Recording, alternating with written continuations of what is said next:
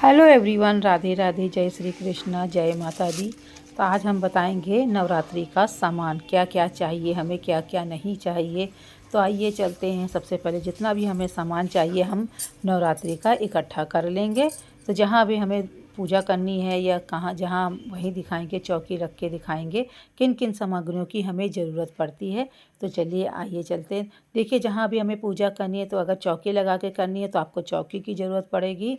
तो ये हमारा कलश है। कुछ लोग मिट्टी में कलश रखते हैं, जल भर के रखते हैं, किसी को यहाँ पीतल का, तांबे का, जैसा भी हो रख सकते हैं। तो हमारे यहाँ इसी में रखा जाता है, तांबे में, तो इसी में हम रखेंगे। और उसके बाद में चावल की ज़रूरत पड़ती है। ऊपर के लिए हमें कटोरा, इसे हम पीतल का ही रखते हैं। तो चावल की ज़्यादा ज़रूरत पड़ती है क्योंकि अलग से कलश रखेंगे तो उसमें अष्टदल कमल भी बनाएंगे और कलश के ऊपर भी चावल रखा जाएगा। और हमें मिट्टी भी लेनी होती है। मिट्टी में अगर आप चाहें तो थोड़ी सी बालू मिला के लगाएंगे तो बहुत अच्छे जौ निकलते हैं। उसके बाद में हमें ज़रूरत पड़ती है आम के पत्ते। आम के पत्ते अगर ना मिले तो आप अशोक के पत्ते भी लगा सकते हैं। उसके बाद में देखिए, पत्ते में रोली चंदन लगा के पूजा करके ही हम कलश में स्थापना करते हैं। 5, 7, 11 जैसे भी आपके पास पत्ते हों यूज़ कर सकते हैं। उसके बाद में कलश के ऊपर रखने के लिए हमें चाहिए नारियल। जो सूखा नारियल होता है उसको हम यानी लाल कपड़े में लपेट के तोल में रखते हैं। और ये माता रानी के लिए ऊपर से लपेटने की जो नारियल होता है उसमें है। और हम माता रानी की फ़ोटो नहीं रखेंगे क्योंकि हमारे यहाँ माता रानी खुद इतनी बड़ी विराजमान है। तो इन्हीं की हमारे यहाँ पूजा होती है। जो इन्हीं के पास में सारा कलश वगैरह रख के हम पूजा करते हैं, अलग से नहीं रखना होता है हमें।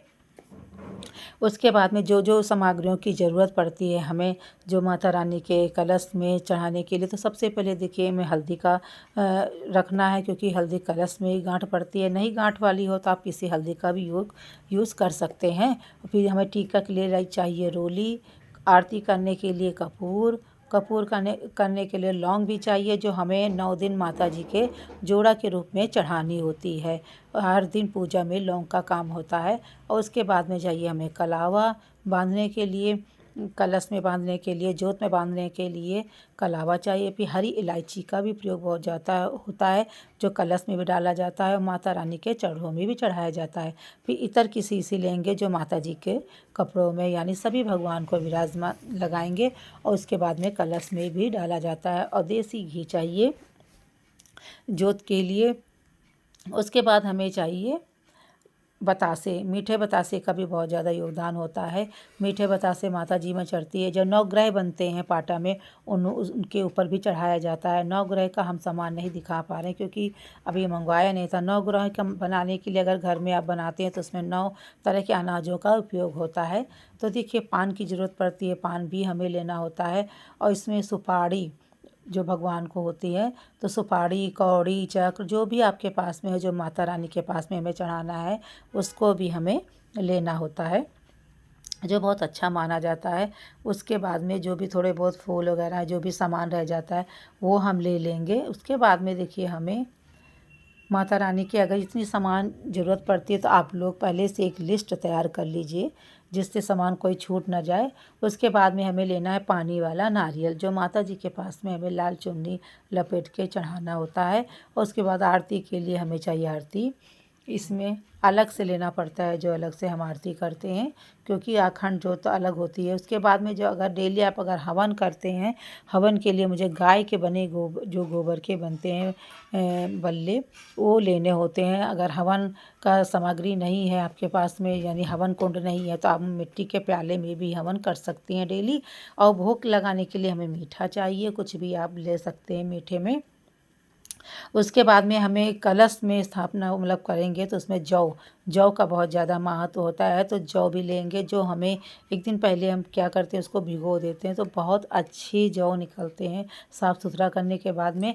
उसके बाद में जो भी 16 श्रृंगार का सामान आप माता रानी को चढ़ा सकते हैं। नहीं 16 श्रृंगार कर सकते हैं तो जो भी आपके पास में है सुहाग का सामान चढ़ा सकते हैं। उसके बाद में जल की ज़रूरत पड़ती है, जल ले लेंगे।